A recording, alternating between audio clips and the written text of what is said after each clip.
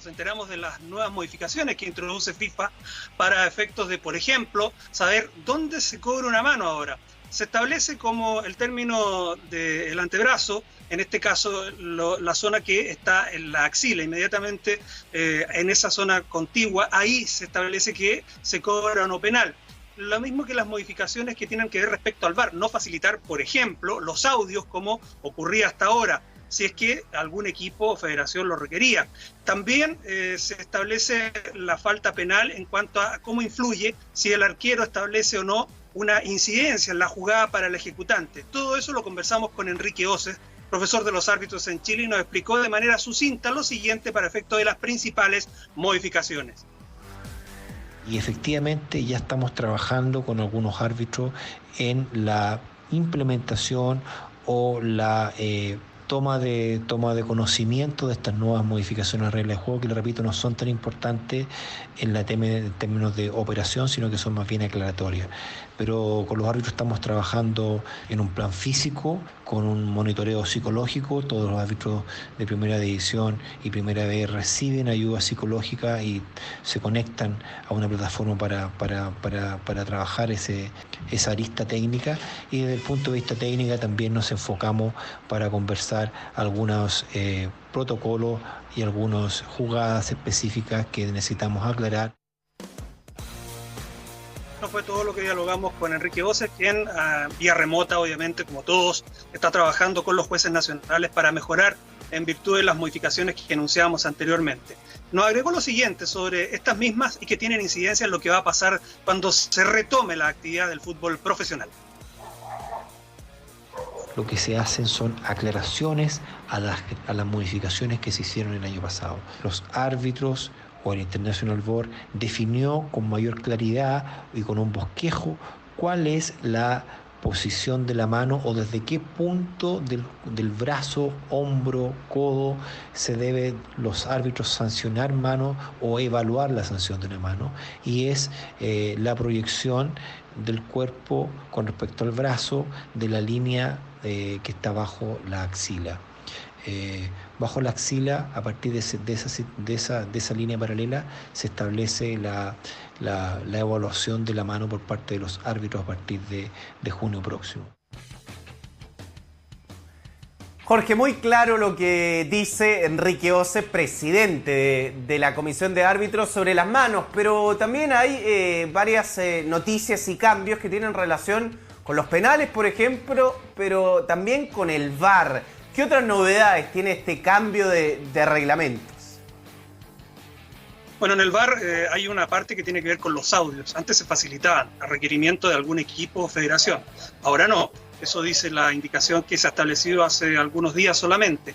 También se hablaba del gesto que debía hacer el árbitro para efectos de decir si se revisaba una jugada o no. ¿Te acuerdas? El marco de televisión. Ahora sí. No.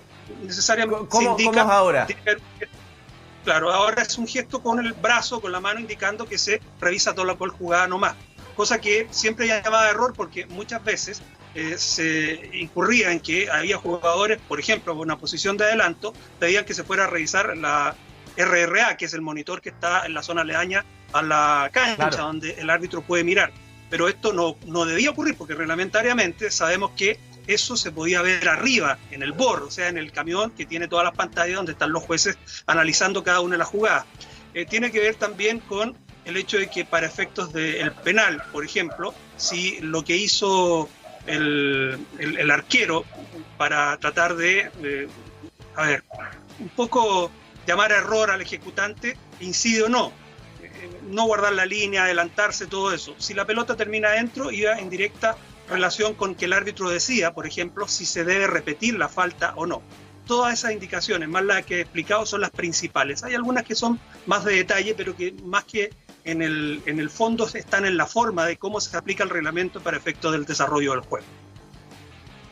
Con el tema de las posiciones de adelanto, todavía no hay novedades, ¿no? Esta idea que iba a plantear el ex entrenador del Arsenal, Arsène Wenger, sobre las posiciones de adelanto, que cuando se te cobre offside sea porque tu centro de gravedad, tu tronco, esté en posición adelantada y no un pie, un tobillo, la cabeza, por ejemplo, para que haya menos de estos offside milimétricos. Todavía eso no está en el reglamento, ¿no? De hecho, se pensaba que a propósito de esa petición que fue difundida de manera profusa, podía cambiar, pero finalmente solamente se han dado las que nosotros dimos a conocer y las que el propio Enrique Ose nos explicaba. Ahora, puede pasar en estas modificaciones, el tiempo que trabaja la International Board de la mano con la FIFA, da pie a que se analicen. Bueno, y tiempo para analizar, ya que no se está jugando hay mucho. Pero esto, particularmente lo que tú señalas, no ha ocurrido. Podría ocurrir eventualmente. Ahora, no creo, habitualmente no hacen muchas modificaciones dentro de un periodo acotado de tiempo la FIFA y la International Board. Claro. Por lo tanto, si eso hace a pasar, va a ser en los próximos meses del próximo año, próxima temporada. Jorge, te aprovecho que tú estás muy cerca siempre de lo que ocurre con la NFP.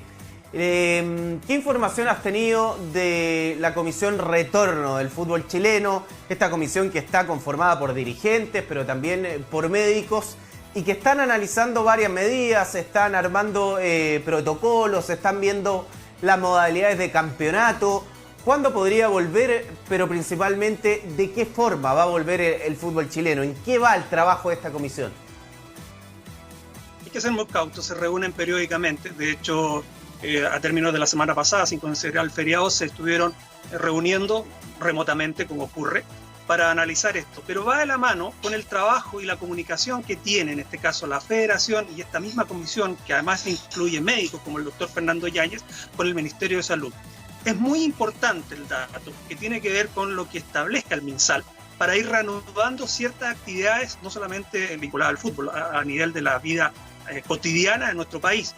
Y en ese sentido, lo que va pasando con el aumento o disminución de las cifras será fundamental. Aplanar la curva, un concepto que hemos utilizado mucho, también es relevante. Entonces, dar pie, por ejemplo, a que primero surjan los entrenamientos, está dentro del horizonte. ¿Por qué? Se toma como referencia lo que pasa en Europa. Ya sabemos que en equipos como el Bayer Leverkusen, por ejemplo, el Bayern Múnich, están entrenando con grupos por separado, donde el contacto es el mínimo de lo que establece hoy día la norma para efectos del contagio. Por lo tanto, se podría llegar a eso, pero son pasos paulatinos. Es muy prematuro decir tal o cual fecha tenemos una proyección de que el fútbol pudiese volver. ¿Y en qué condiciones va a volver? ¿Será con público? Por ahora, el plan básico indica que podría ser sin público. ¿Y en qué condiciones? Lo veremos con el tiempo.